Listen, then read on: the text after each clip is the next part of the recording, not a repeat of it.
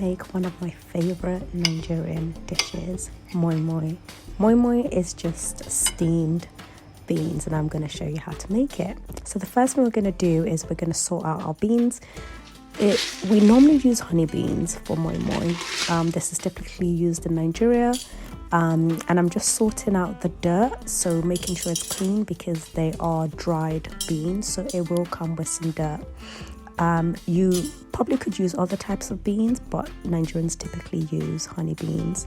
Once it's picked, we're going to soak it, and I did this for most of the day, but you can just soak it for half a day to soften the beans. And then we're going to do what we call washing the beans and washing the skin off the beans until you've fully peeled the beans. Some people use a blender to do this. I don't know how to use a blender to peel beans, so I do it by hand, and it's quite therapeutic, so I don't mind. And I'm quite pedantic, so I make sure that there's absolutely no skin left. Then we're going to blend the beans. I'm using some pre-made meat stock with 1 bell pepper, 1 scotch bonnet, and 2 onions and 4 Maggi cubes, and we're just going to blend this up together.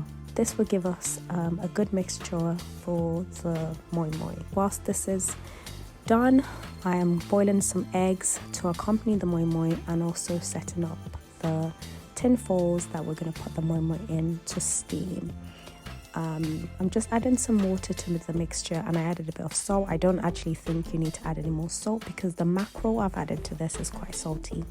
Normally with Nigerian moi moi, we normally put fish and eggs, but if I'm being honest, you can have it without if you want to be fully vegetarian or vegan with this, which is why I love it, because it's so versatile. And I'm also adding in the eggs. Now, you can use ramekins instead of the tin foils, but the ramekins I had weren't big enough, hence why I'm using tin foil. You just need something that's not going to soak up water because you're going to be steaming the moi moi.